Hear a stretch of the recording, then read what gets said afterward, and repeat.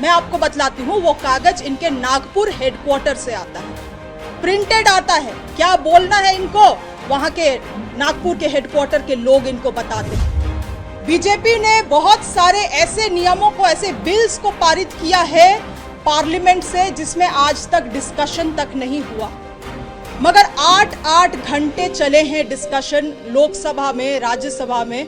पहली बार हम लोगों ने देखा है कि पार्लियामेंट रात के 1 बजे तक कार्य चला है। सभा में मात्र 3 मिनट के अंतर्गत CNT SPT कानून, जो इस राज्य के आदिवासियों का सबसे बड़ा भूमि संरक्षण कानून है, उसको बदलने का इन्होंने कोशिश किया।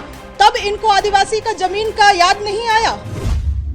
ऐसे लोग रहते हैं जो कि उन धर्मों का पालन करते हैं जो आज के दिन में अल्पसंख्यक धर्म के कैटेगरी में आते हैं, चाहे वो बौद्ध धर्म के लोग हो, मुस्लिम धर्म के लोग हो, सिख धर्म के लोग हो, ईसाई धर्म के लोग हो, या अगर सरना धर्म कोड भी लागू हो जाए तो सरना धर्म के भी लोग हो। और ये सभी कुल मिला के 27% आबादी है पूरे देश भर की। आज जो वक्फ बोर्ड, वक्फ बिल में जो संशोधन लाया गया है, ये शुरुआत है। ये शुरुआत है पूरे देश भर के 27% आबादी और उनके आस्था के ऊपर ये एक बहुत बड़ा आक्रमण है। ये वक्फ बिल में जो संशोधन लाया गया है, आज ये मुसलमान समाज से शुरुआत की गई है, मगर इसका अंत कहाँ होगा? आज मुसलमान समाज है, कल अल्पसंख्यक के बौद्ध समाज होंगे, सिख समाज होंगे, सरना समाज होंगे, ईसाई समाज होंगे। इस तरह से आप देखेंगे तो संविधान में इन धर्मों को अपने प्रॉपर्टीज को एडमिनिस्टर करने के लिए, अपने इंस्टीट्यूशन को एडमिनिस्टर करने के लिए और अपने धर्म का प्रचार प्रसार करने के लिए कई सारे मौलिक अधिकार दिए गए हैं। चाहे संविधान का हम आर्टिकल 14 का बात कर ले, आर्टिकल 25 का बात कर ले, आर्टिकल 26, आर्टिकल 30, ये सभी मौलिक अधिकार अल्पसंख्यक धर्मों को यहाँ पे इस देश में दिया गया है ताकि वो अपने तरीके से अपने धर्म का पर्सनल लॉज के तहत प्रोटेक्शन कर सके। और आज मुस्लिम धर्म से शुरुआत की गई है वक्फ बोर्ड में संशोधन लाके, और आगे आप देखेंगे, हम लोग जरूर इस चीज को हम लोग अनुभव करेंगे कि इस तरह का खेल हर एक अल्पसंख्यक के साथ इस देश में होने वाला है। ये जो राज्यसभा और लोकसभा में डिस्कशन के तहत इस बिल को लाया गया, ये सरासर एक नैरेटिव गढ़ने का प्रयास था।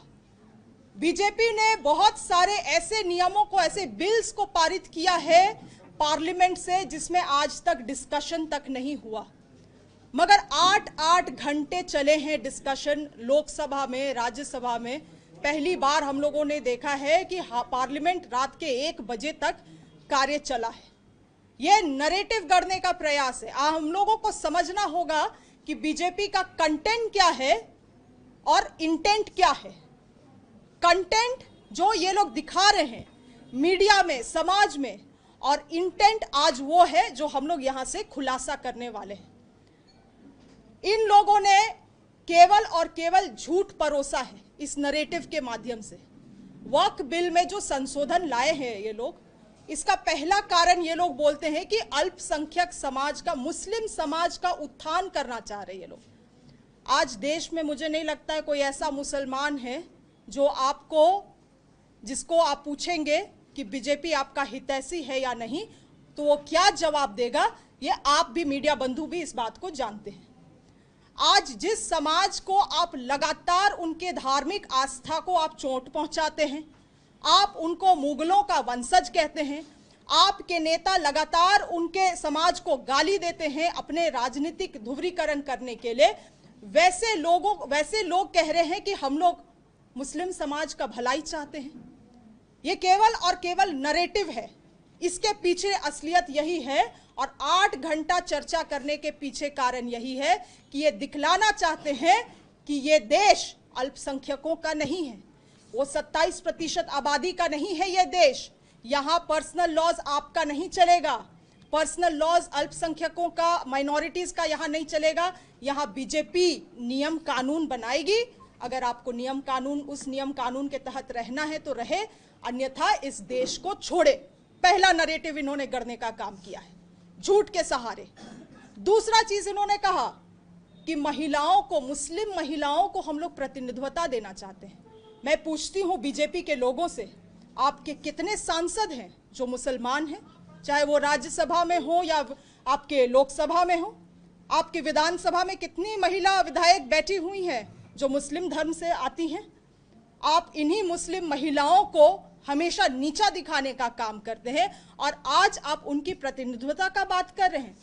अगर यही प्रतिनिधित्वता आप देना चाहते हैं तो बीजेपी के लोग घोषणा करें कि अभी बिहार का चुनाव आने वाला है, लगभग 50% वो लोग महिलाओं के लिए सीट का रिजर्वेशन का बात करते हैं, उसमें से कम 10 से 15% ही मुस्लिम महिलाओं को सीट दे दिया जाए, अगर इतने ही मुस्लिम महिलाओं के हितैषी है।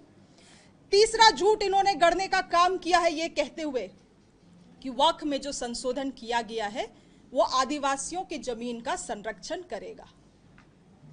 ये जो बीजेपी के लोग आदिवासियों का और आदिवासियों के जमीन के हितैषी बनते हैं, 2014 में जब झारखंड में इनकी सरकार थी और ये लोग जब लैंड बैंक बना रहे थे और आदिवासियों का सरना, मसना, हड़गड़ी सारे जमीन को, गैर मजूरा आम जमीन को इन लोगों ने लैंड बैंक में डालने का काम किया अपने पूंजीपति दोस्तों को लाभ पहुंचाने के लिए, और लगभग 201 से अधिक एमओयू साइन किए गए इन पूंजीपतियों दोस्तों के साथ यहां पे आदिवासियों का पारंपरिक जमीन को बेचने के लिए।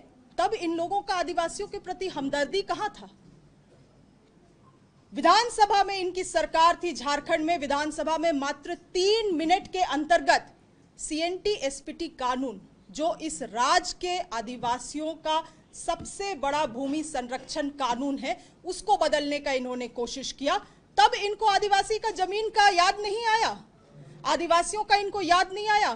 2014 में लैंड डिजिटलाइजेशन लाके सभी आदिवासियों का जमीन नहीं, पूरे झारखंड भर का जमीन को जो डिजिटलाइजेशन करने का कोशिश किया गया, आज आप देखेंगे यही कारण है कि हमारे गांव के लोग अपना जमीन का रसीद ले लेके एक इस अंचल से दूसरे अंचल कार्यालय से जिला कार्यालय घूमते हैं अपने जमीन में संशोधन, अपने भूमि में करेक्शन करवाने के लिए, क्योंकि गलत तरीके से डिजिटलाइजेशन कर दिया गया है।